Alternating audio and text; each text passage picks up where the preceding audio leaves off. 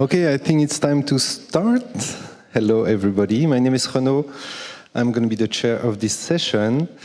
And this session title, I think it's pretty cool. It's called Perpetuating Structural Injustice in Times of Crisis, the example of Ukraine. So what does that mean? Well, assistance going to those who are in highest needs and are most vulnerable is central to humanitarian action. But yet, some population might have specific vulnerabilities that not lie within the applicable definition or within the mandate of the humanitarian actors. So humanitarian actors might involuntarily contribute to perpetuate historic, racial, and epistemic injustice. So this panel will try first to investigate this mechanism using Ukraine as an example. Ukraine because it's kind of an unusual conflict for Europeans at least, and we thought it was the focus of global attention, which might have been true until 2 days ago. And we'll try to put a critical look at the social construction of vulnerability and how narrative come into play. And secondly, we'll try to ask the speakers what change they would like to see, recommendation they would like to share, and what can we learn from Ukraine and could be generalized. So once again, my name is Renaud, I'm from Belgium. I run a small NGO in Brussels, but I'm here as a board member of MDM France, and I will introduce my amazing team today, starting with my neighbor Elena. Elena, you are the executive director of AIDS Foundation East-West Ukraine. Can you tell us, like in 1 minute, a bit more about who you are and what you do? Yeah, hello, I am representing FU Ukraine, or AIDS Foundation East-West, and we are working in the country for more than 20 years already. And that's my first time at the Humanitarian Congress, because HIV is not usually a humanitarian issue, it's more like a development issue.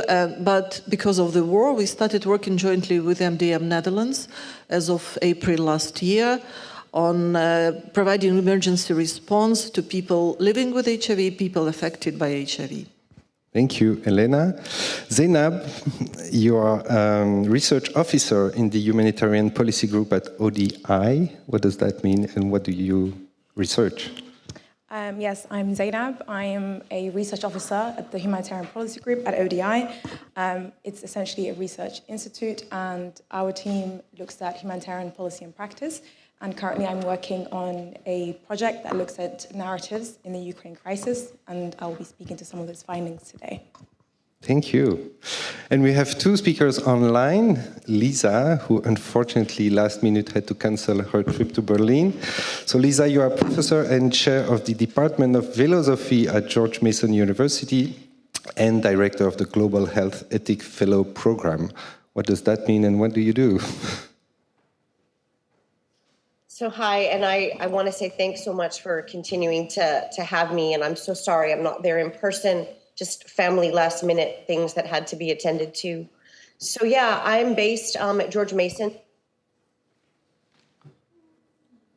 now in DC, because that's where I live, and I'm chair of the philosophy department there just the last couple of years, and professor.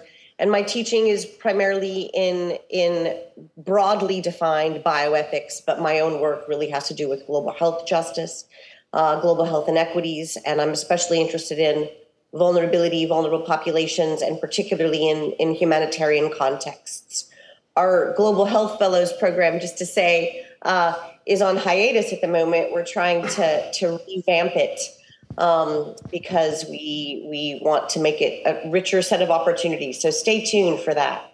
But we think we have a lot to offer being in or just adjacent to DC, and so many opportunities for students to do really vigorous work in ethics and philosophy in the classroom, and then do some internships and placements with federal agencies or NGOs that are based in DC. So lots of promise yet to be fully realized. Thank you, Lisa. And last but not least, Dima, who's joining us from Ukraine. You couldn't be here because you're a male and you live in Ukraine. You're representative for Arche in Ukraine. Can you tell us a bit more about you and what you're doing there? Yeah, thank you. Thank you, Renaud. Do you hear me? Very well. Okay, great. So I'm so happy to be even decently to be. This is my first time in this event. So yes, I'm working with Arche. It's a German NGO leading the local team in Ukraine, based in Kiev currently, and Arche launched their mission in Ukraine since 2016, before the full-scale war, mostly focusing on eastern part of Ukraine, where the crisis was localized previously, and of course after the February 2022. We expanded our presence, expanded our intervention for other regions, trying to provide assistance, help to the affected population in Ukraine. Thank you so much, Dima. I'll start my first question with Elena. So Elena, you said you work with a key population in Ukraine around the HIV epidemic. First of all, I would love you to define what is key population. Not everybody might know that. And in your experience and analysis, which role does structural injustice play when you look at their situation and how they are affected both before and during the war? Yes, well, key population is the term that we use in HIV response for defining the groups of people. Well, that first of all, it's a definition given by UNAIDS and accepted worldwide. These are 5 groups, which due to their higher risk behaviors are at increased risk of contracting HIV and other sexually transmitted infections. And these are people who inject drugs, men who have sex with men, transgendered people, sex workers, and people in prisons or other closed facilities. And in addition to their at-risk behaviors, usually they have legal and structural barriers that interrupt their access to services, that deprive them of their right to care. And in addition, these risky behaviors are criminalized in many countries, including in Ukraine. So that's why when the crisis strikes, these barriers become even higher. In Ukraine, I don't know whether you mentioned that in Ukraine currently we have the 2nd largest epidemic of HIV in Europe. The estimates are about 250,000 people living with HIV, but officially registered only 150,000. Those are people who can receive treatment already. So where are the missing ones? We don't know, and we are trying to find. But I'm afraid that the war will increase these numbers. Why? Well, first of all, the HIV response has tremendously improved over the years that Global Fund project started in Ukraine. Our key populations started receiving better access to services. And first of all, it was because of the development of groups initiated by key populations, which grew into service providers.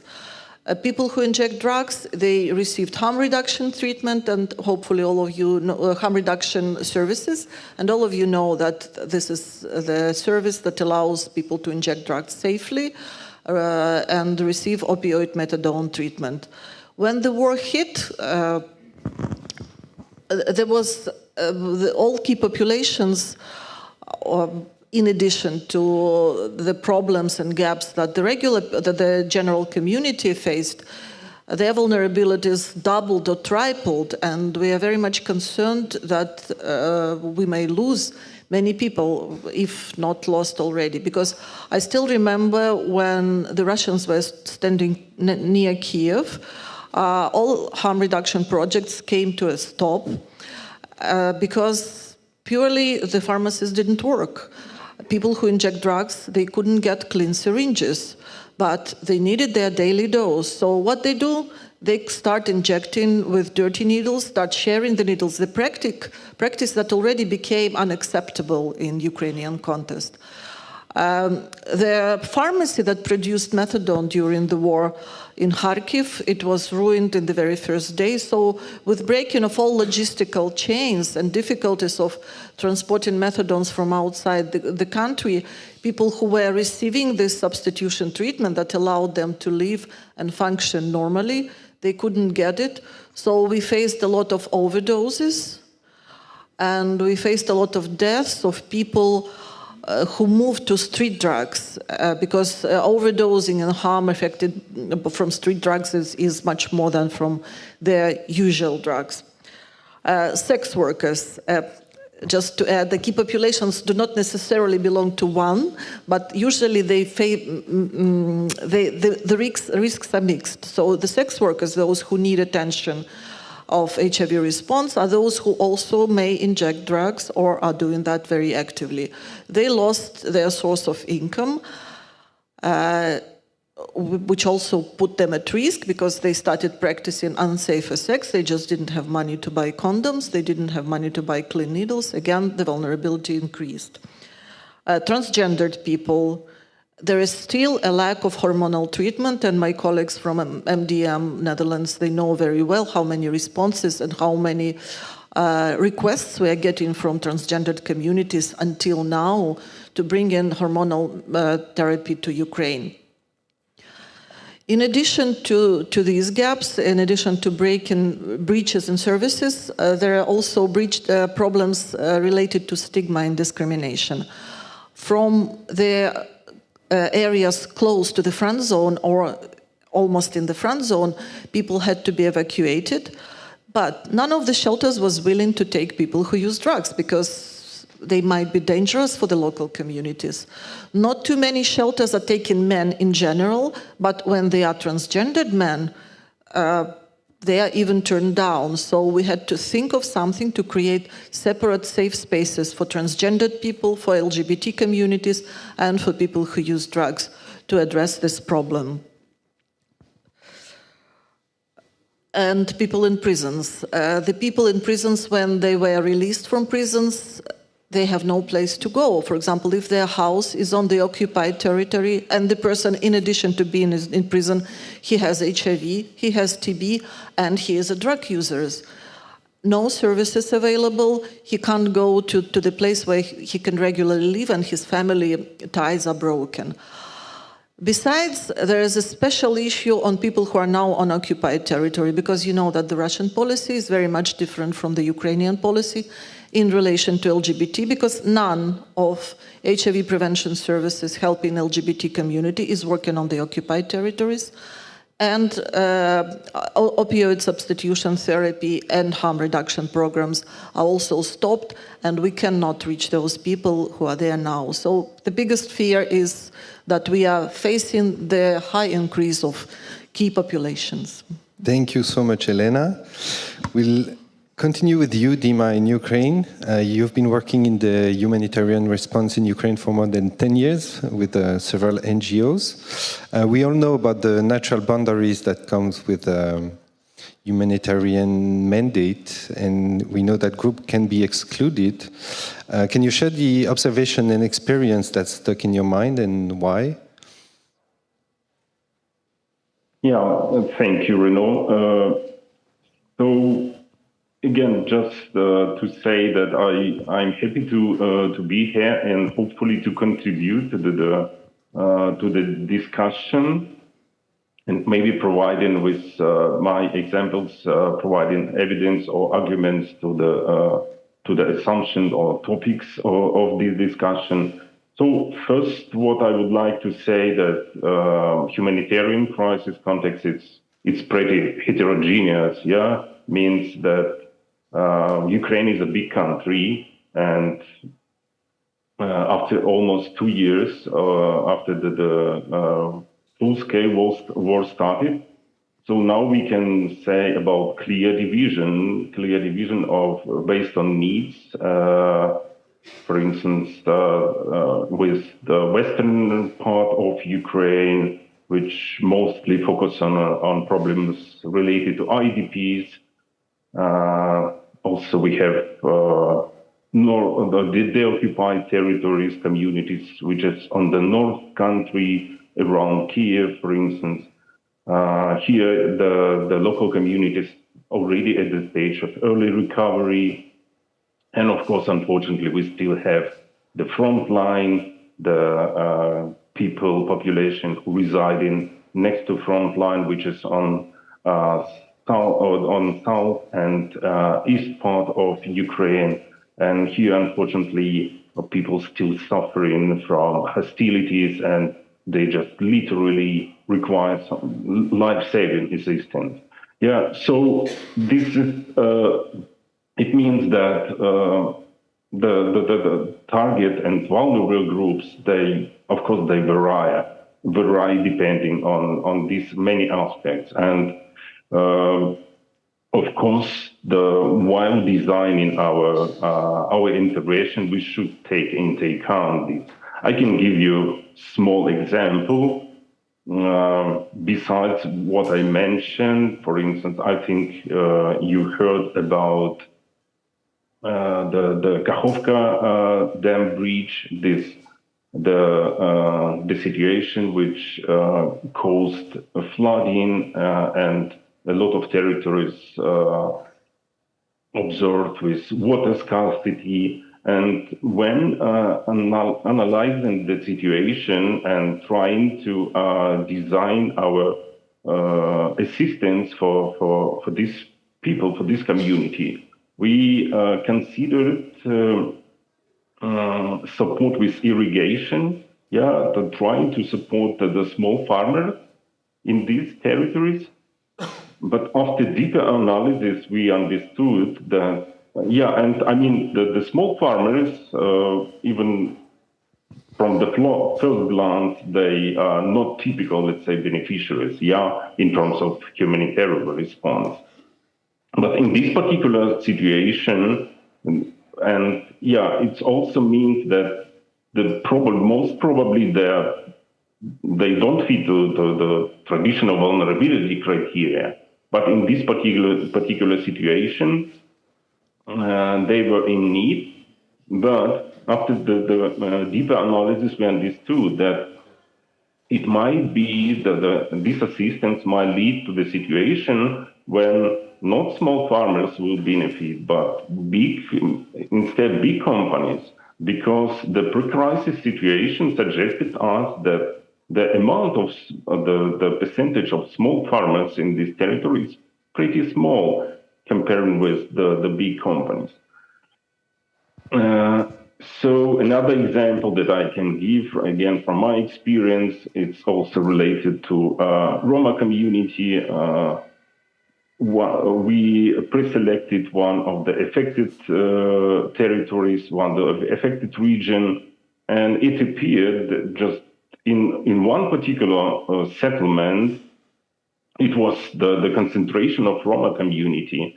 And we just realized that probably we had lack of understanding, lack of experience how to address their particular needs, which might be connected with stigma or some other problems related. So just again to sum up, I would support my colleague Elena also that I think that we should pay attention, and it's the relevant topic in Ukrainian response, meaning the criteria of vulnerability. Okay, thank you, Dima. Thank you. As Elena, you reminded us that situation is complex and might be very different from one part of the country to the other, and also from one population to the other, and we should be able to adapt to those differences. Coming back to the room, Zainab, the researcher, you have co-authored the article Navigating Narrative in Ukraine, Humanitarian Response Amid Solidarity and Resistance. What lessons and helpful insight can you draw from your work on narrative? And do you have example from your research when it comes to marginalized group or vulnerabilities? And take your microphone. Yes, firstly, I forgot to say earlier, many thanks for the opportunity to be on this panel to talk about the very important issues with regards to neglect and marginalization in the sector. As you mentioned, I co-authored a paper that came out 2 weeks ago now, and in that paper, we discuss a series of narratives. Today, I'm only going to focus on one of those narratives, as that's the only one that's relevant to the topic.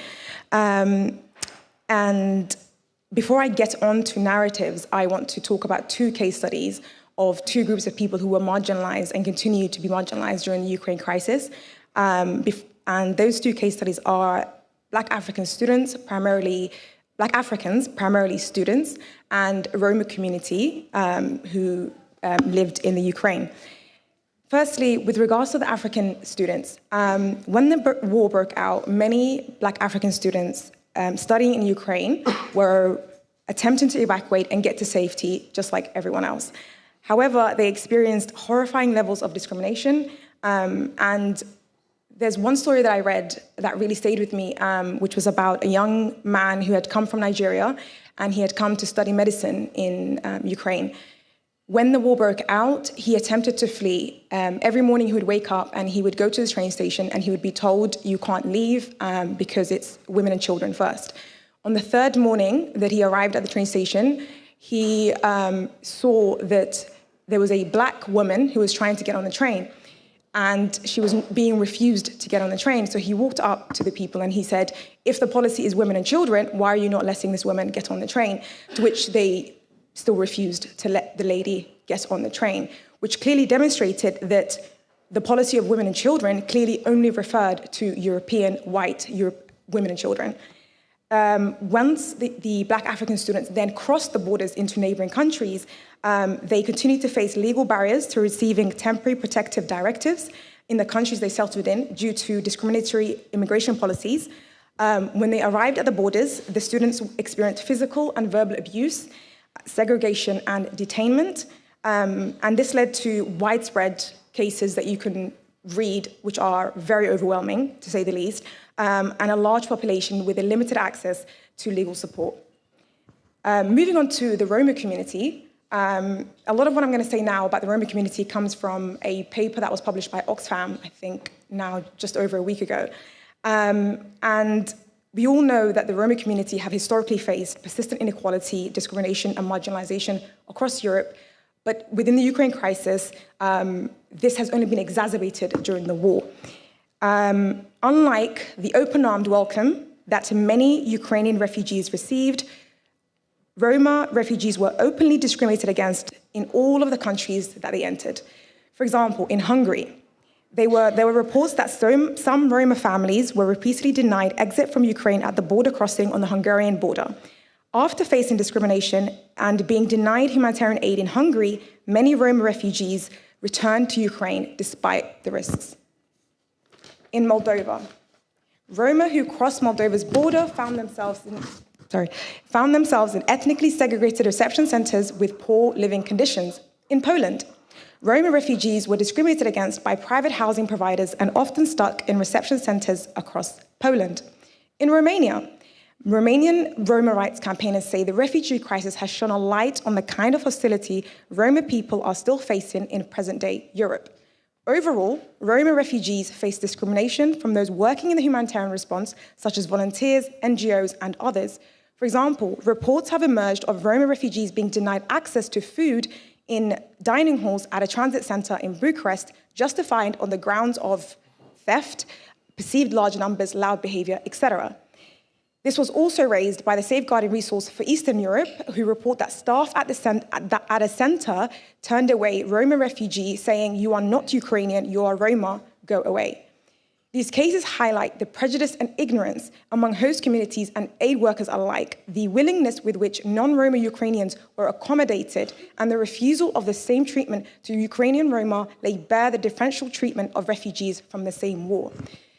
Essentially, the reason why I picked those 2 case studies was because I will now move on to how do we explain and try to account for what is happening and why these people are experiencing different treatment as compared to their white Ukrainian counterparts. In our paper, we define narratives as stories and frames and constructed and deployed to shape beliefs, attitudes, and ultimately decisions relating to humanitarian crises and humanitarian aid, in particular, to justify why, when, and where humanitarian aid is needed, who should deliver it, and how and who should receive it. I'm going to focus on the last part of that, who should receive it. And I will focus on the narrative in the paper that we call that the Ukraine crisis was presented as different and Ukrainian refugees were presented as different refugees. This is a narrative that essentially played on certain tropes and certain stories of certain people who were fleeing the Ukraine crisis. This narrative created a profile of who was considered vulnerable, who needed protection, and in this case, it was a very racialized narrative. I'm going to read you out some quotes from the media and some politicians that highlight some of the racial components of this. For example, in one reporting, it was said, "These Ukrainians are not refugees we are used to. These are our relatives, family. These are Europeans, intelligent, educated people. Some of them are programmers. We, like everyone else, are ready to welcome them. This is not the usual refugee wave of people with an unclear past." For another BBC reporter, it was emotional to see European people with blue eyes and blonde hair being killed every day.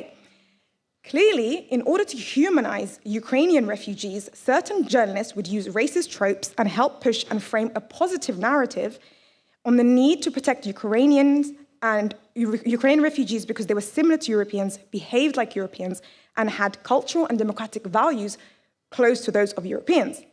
Therefore, when understood from this angle, the racism that experienced by Black people and the Roma communities at the borders of Ukraine mirrored the same vein of bigotry across parts of the international media sphere, as they did not fit the profile of who was considered vulnerable and who needed protection and refuge. Therefore, I want to end by saying that vulnerability is not an objective truth, right? As much as we like to say it in the sector, it is not an objective truth.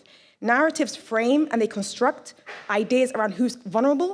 They decide and frame who's considered vulnerable, who is deserving of protection. They also decide who is excluded from that protection. Thank you so much, Zainab. We can hear that you're talking with your heart also, and remind us that one refugee is not another, and they're not treated equally, even though they are flying the same conflict. Going back to the United States with Lisa, you researched extensively into global justice and solidarity, health inequalities, and vulnerable population. So can you share your thoughts in this discussion and add another point of view on structural injustice and social construction of vulnerability and how it all relates? Yeah, so thanks, Renaud. I want to say thanks to all of the presenters so far. Your talks were so terrific and really compelling. What I think I would like to do is pull out some sort of major questions that I think emerge about how we think about vulnerability based on people's comments so far. So I have sort of 5 broad things jotted down here. So I'll just, do the philosophical thing and sort of like think what are our broad themes, and particularly themes with ethical implications here. So first of all, based on what we've heard from the other presenters, it seems as if we want to pay particular attention to the fact that vulnerability, even though we're increasingly aware of this, continues to be organized or conceptualized in ways that are at once over-inclusive and under-inclusive. So we're regarding some people as vulnerable who may not be, or not as much as others, and overlooking other people who are. So one broad theme there, which obviously is going to have implications for resource allocation for starters and prioritization. A second question here is whether we're looking at vulnerability in ways that perpetuate stereotypes or distortions of fact and knowledge. And I think Zainab's presentation really speaks to this most acutely. And in doing so, undermine understanding and recognition of who really is vulnerable. And again, raising concerns of justice. So are our conceptions of vulnerability vulnerable, that's ironic, to perpetuating stereotypes, like, for example, women and children, who in a given context may not necessarily be the people who ought to be most concerned about. A third sort of question that I hear coming out of this is, to what extent do we fall prey to seeing vulnerability as a property of individuals? So, for example, people with disabilities or people of color, or even a result of behavior like drug use. And in thinking about it as a property of individuals, do we divert attention from the ways in which vulnerability is socially constructed? And in other words, is a matter of background conditions, very often conditions of injustice, like racism, immigration policies, legal barriers, and the like.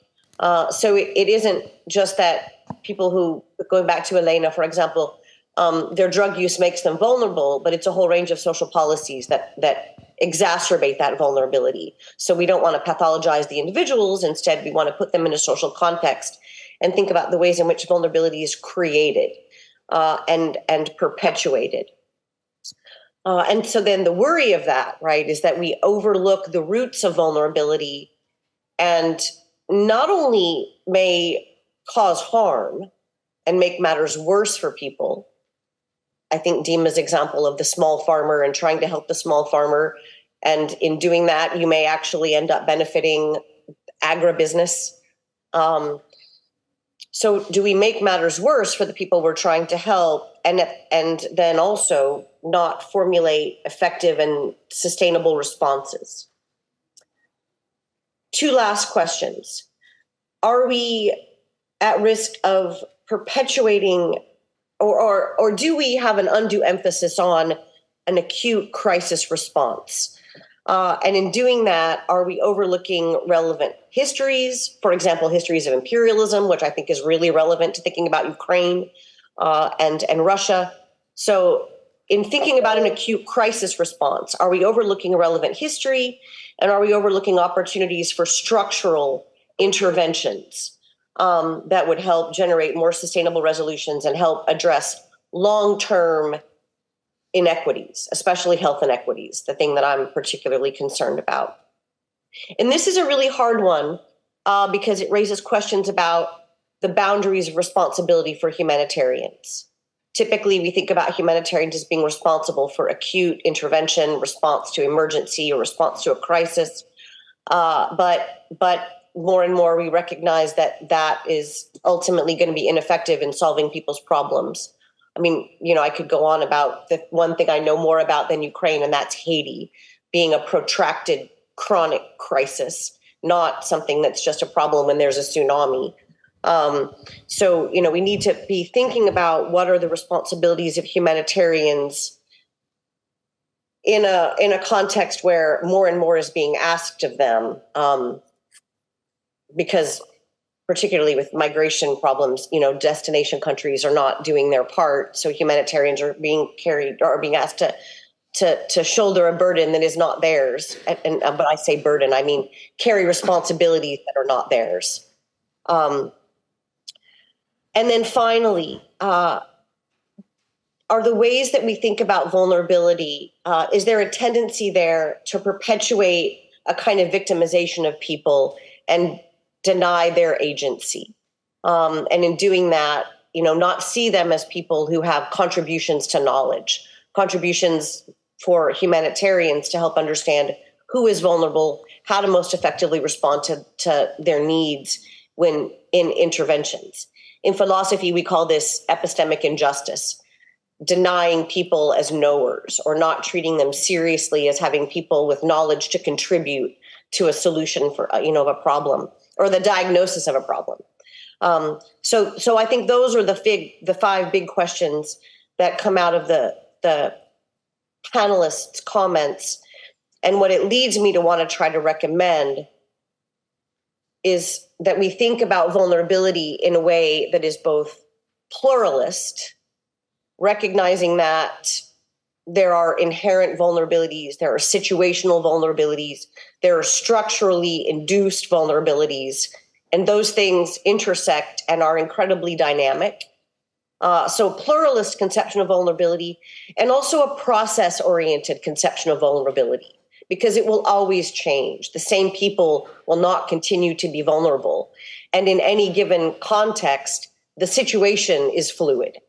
So we need less of a patterned, rigid kind of conception of vulnerability. And I'm not suggesting you all are deploying that, but what I really want to underscore is that we need a more pluralist, fluid, or process-oriented way of thinking about vulnerability and deploying it on the ground. Thank you so much, Lisa. I will not try to summarize what you just said. I don't think I'm capable of doing that. Elena, we are starting a second round of questions. I will try my guest to be answering in like 2 minutes maximum, so we can still have time for questions for the audience. Elena, can you share your observation on Ukrainian civil society or key population when they are taking up emergency response, and what would be your recommendation to humanitarians? There's plenty of them in the room. Yeah, well, if you notice, key populations in itself has the connotations of not just being passive beneficiaries and recipients of support. We call them key population also because they play a very big role in shaping up the response, in checking the needs and monitoring the needs, and in being vocal about the needs. And what I would like to suggest, because still HIV response and humanitarian sphere are very close, but they are a little bit parallel. What we could do is we could better integrate, and humanitarian aid does not necessarily need to take over the tasks of what HIV sector does, but with a very strong civil society, especially civil society formed by key populations themselves, they can be good partners and equal partners for distribution of humanitarian aid, for monitoring the needs, for identifying the gaps, and for reaching out those who will never come to the regular humanitarian worker. And what they also can, their role can be, they can sensitize humanitarian aid workers so that the workers could recognize that this person might be at risk to HIV and channel him accordingly to additional services, to aid center, for example. Yeah, beneficiaries can be partners, and we should include them. Dima, a short question for you also. From your humanitarian point of view and based on your experience, same question, what would you recommend to the humanitarian actors? Yeah, thank you. I think after all the participants, that now I have even more ideas and more suggestions. But so what I can say that, yeah, coming back to what I said and what other mentioned, that for sure we should pay attention more on the pre-crisis situation, because for instance, that I can unfortunately I face the situation when, for instance, we have lack of let's say secondary data. We just copy paste. Yeah, we approach.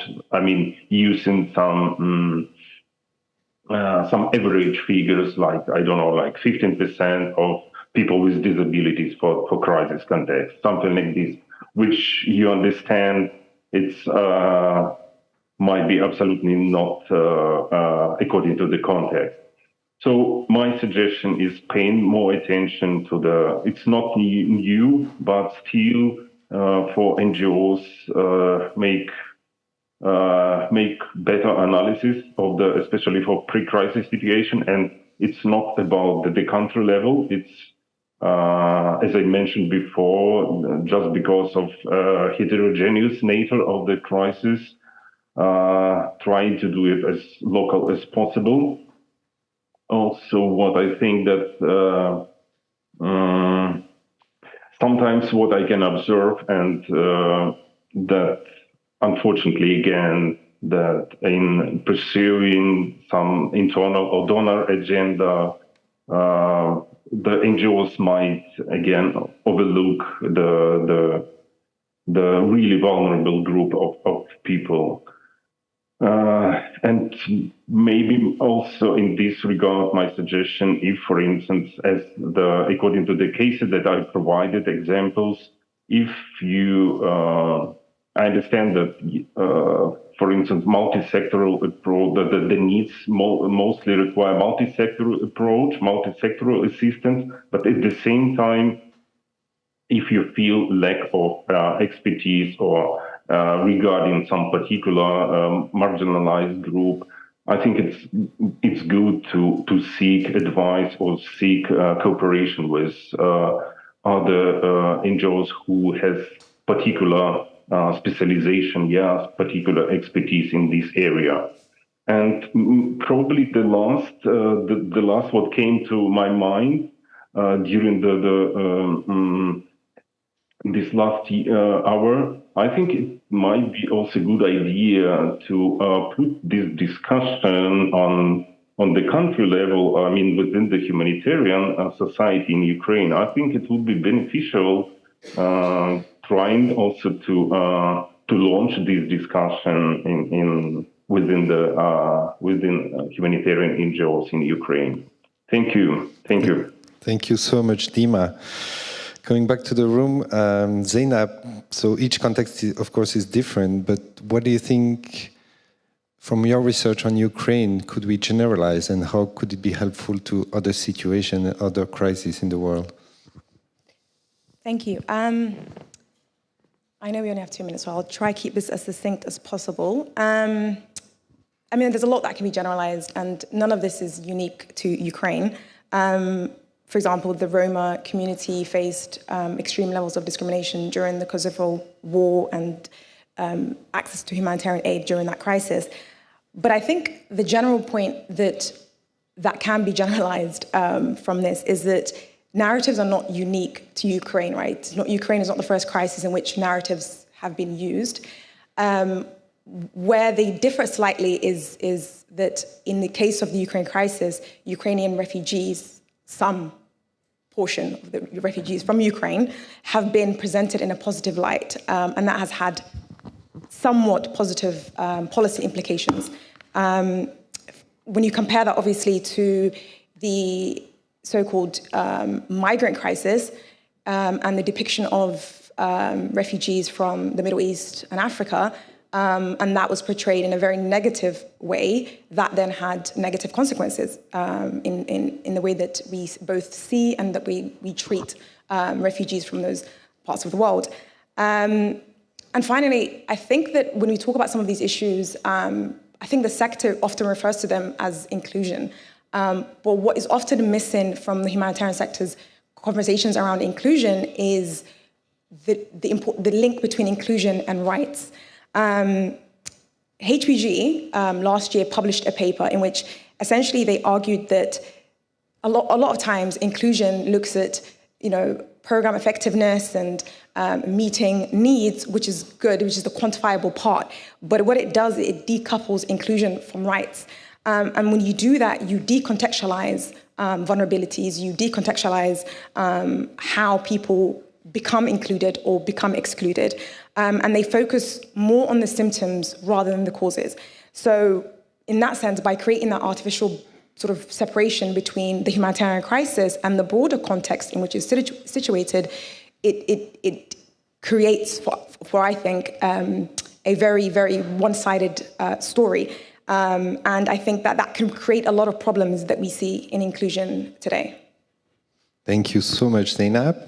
Going back to you, Lisa, the preparation call, you said that the humanitarians obviously face a dilemma as the problems are much bigger, and it's not the pure mandate of humanitarians to tackle structural injustice or long-term issue. Do you have a piece of advice and how we can still balance with this situation? I'm mostly going to echo what other folks have said so far in terms of, recommendations moving forward, with maybe one addition. So I think the most important thing that I would argue for is recognizing the distinction between inherent vulnerability, situational vulnerability, and structural vulnerabilities, and recognize again that those intersect and are, ever fluid and dynamic. So I think that's the sort of first point I would want to underscore.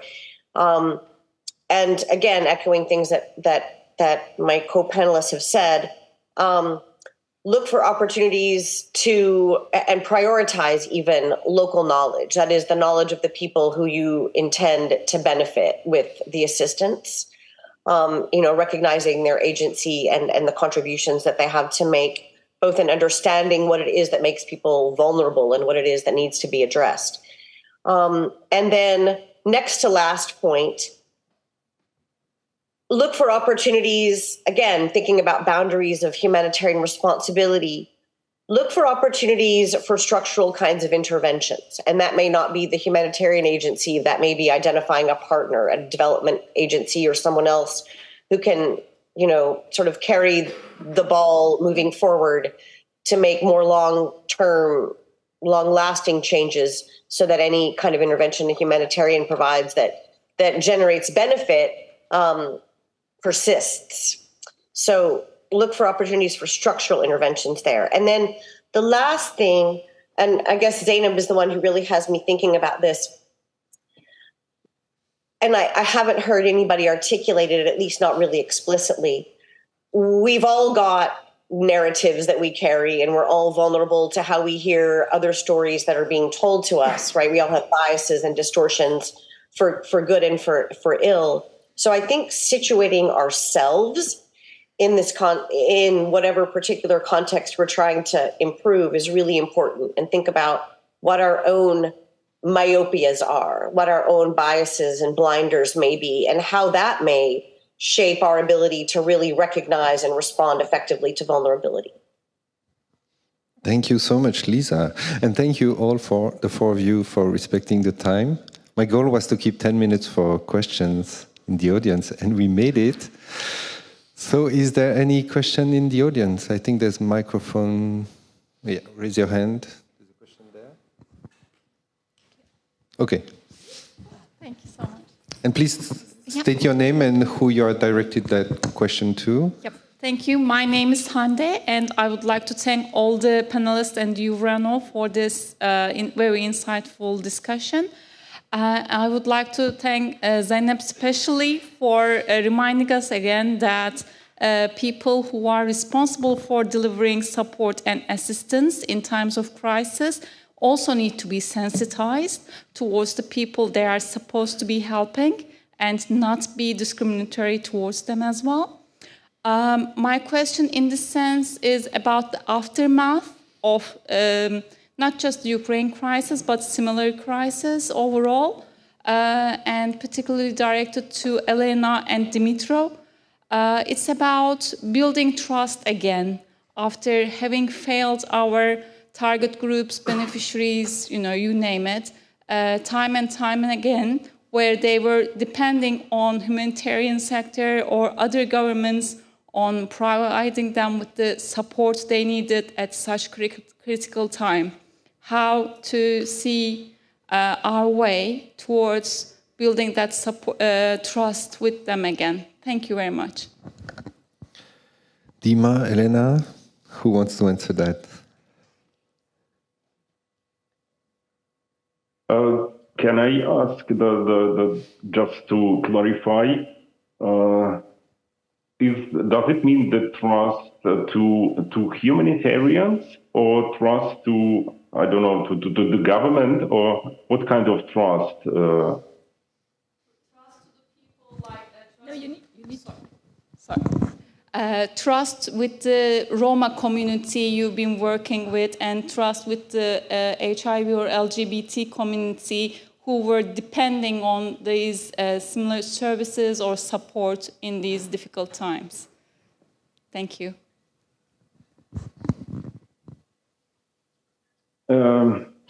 So, really difficult question. Yeah. So I think that first of all, I think it's better later than never. Yeah, it's never late to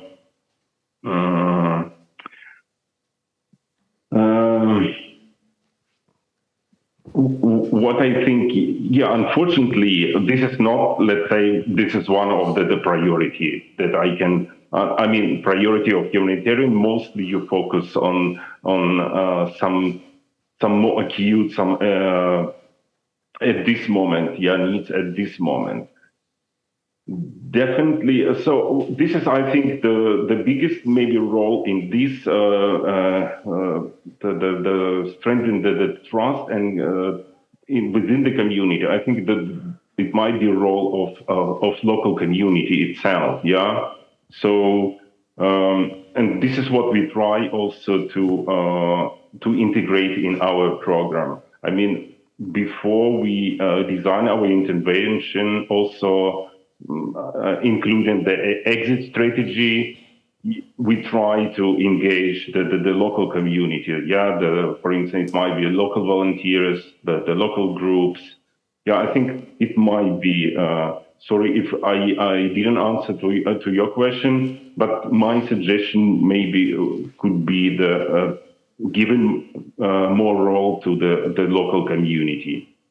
Thank you, Dima. Elena, do you want to add anything? Yeah, I totally agree. And I think the trust, first of all, is restored by making people not just accept decisions, but make these decisions by themselves, giving them, empowering them, and giving them more power in identifying what needs to be done next. And now we are living in Ukraine in unique times. We are combining humanitarian response and recovery, because on the occupied territories, after humanitarian aid is there, we already starting to recover. So I hope it will not last forever, but this will be a lesson that we all will learn. Perfect, thank you. 7 minutes left before we can go get a drink. There's a question there. Thank you, Marvin, with World Vision. Helena, I mean, I'm interested to know, I remember in 2014 with the Crim invasion that the Global Fund was implementing there. I just wonder, I remember also efforts that people were trying to continue programming from time to time on the Crim. I just wonder whether there would be some lessons there that could be drawn from how to deal with the challenge of continuing programs in the current situation in Ukraine. Thank you very much. Thank you for the questions. Yes, really. In 2014, we had Crimea and we had Lugansk and Donetsk areas occupied. But we were not in like this full-scale war situation. People could still cross the borders. And of course, they couldn't get treatment. They could get treatment on antiretrovirals, but they couldn't get any opioid substitution. So for drug users, there was two options: either to leave to mainland Ukraine or to stay without anything. So people preferred to leave or travel back and forth. But unfortunately, the security situation is impossible. And now Russia claims that these are officially their territories and the Global Fund cannot support, unfortunately, anything there. So that's tough life, yeah. Thank you. There's another hand there.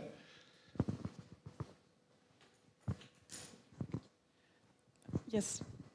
Hello, yeah, Sonia from MDM Spain. My question, actually, or comment, is related to the funding situation for Ukraine crisis.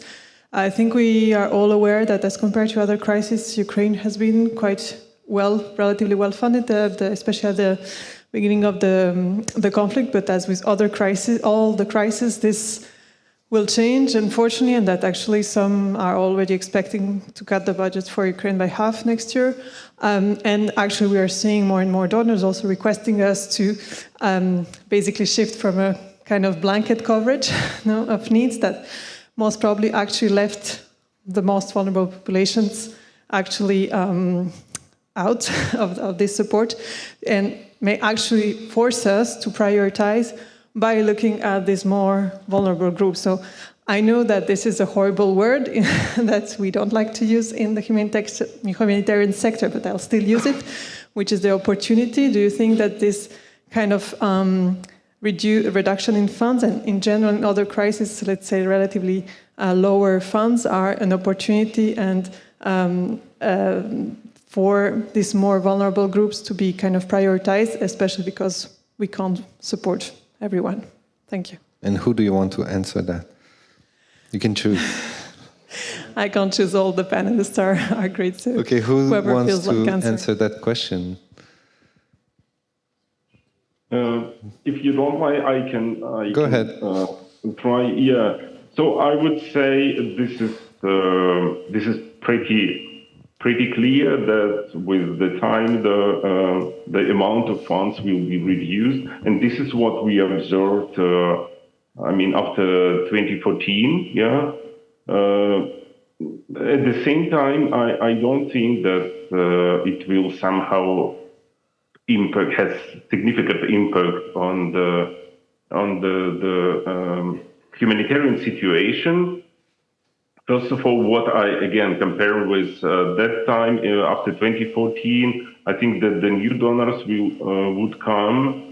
It also will mean that a lot of currently the NGO who is currently providing assistance might be go from Ukraine, and of course also the nature of needs with time, I think will become less acute. I mean, less so-called like blanket, the coverage, less life-saving assistance, and more development. So this is what we observed in Eastern Oblast when, as I mentioned, for instance, the new donors came with the more development funds. Thank you. Thank you, Dima. I think there was a question there. Don't know where the microphone is. Okay, it's coming. Yeah, thank you. Nancy Balfour from the Center for Humanitarian Change in East Africa. We've been focusing on Ukraine, on this issue of perpetual structural injustices, but just wanted to remind everyone that this is a problem that goes way beyond Ukraine, and many of us work in countries which have tribal or clan-based injustices, and it's extremely difficult to deal with that. What I'd like to ask the panel is, one of the reasons that these are structural injustices is because of the power dynamics in a particular country. And that's often that the government has policies that discriminate against particular groups. And we were talking about HIV, we're talking about the Roma, we're talking in East Africa, we're talking about particular clans and tribes that are marginalized by the government. So how do we as humanitarians kind of overcome that structural injustice when the governments that we're working with, and we often are, despite our independence, working with the governments, when they actually don't want to talk about it because they don't recognize or are unwilling to acknowledge their own biases and injustices? How do we overcome that? Thank you. I think this is a great question to wrap up also. Maybe Zainab, you want to say something, and then Lisa, as a final word?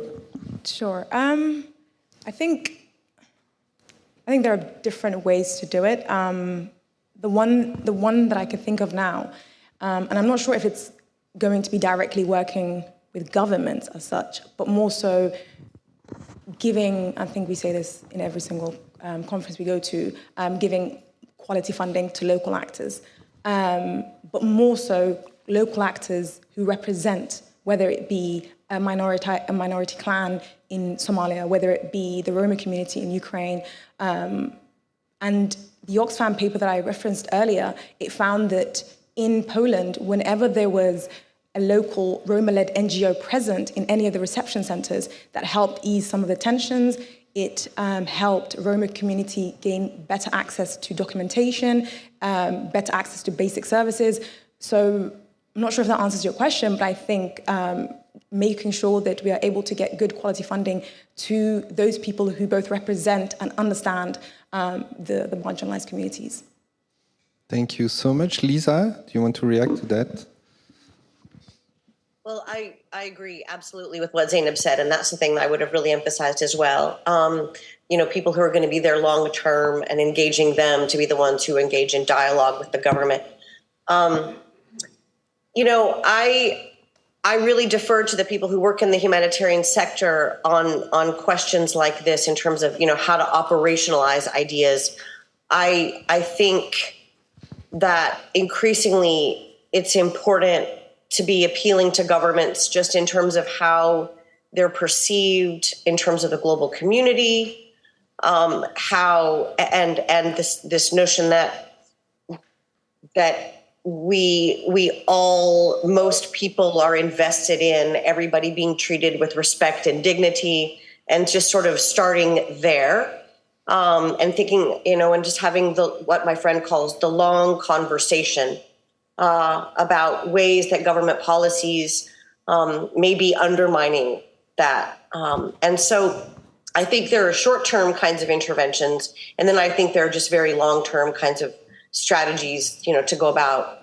But I think humanitarians are in a really tough spot because you're not the long-term players in responding to problems. So I think and this is why Ukraine may be really interesting.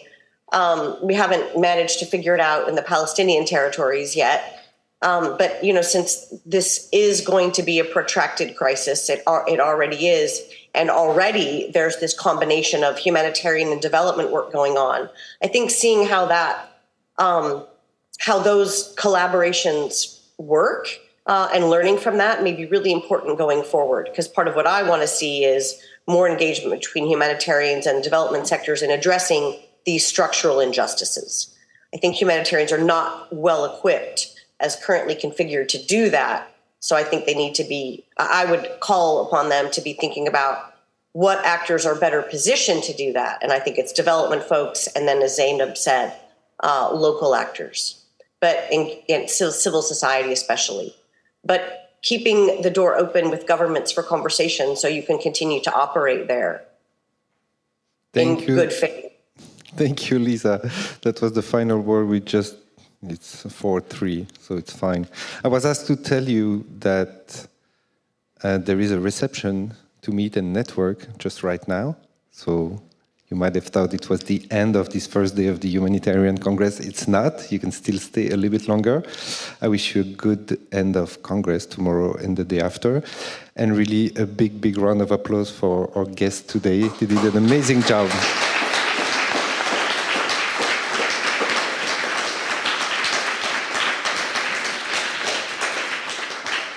And thank you, Dima and Lisa, for joining online. Lisa, enjoy your breakfast. I think it's time now. Thank you for having us. It was lovely. And I'm sorry we can't join you for drinks. Yeah, thank you. Thank you for inviting. And next time, definitely, I will try to come in person. Perfect. Thank you. Bye-bye.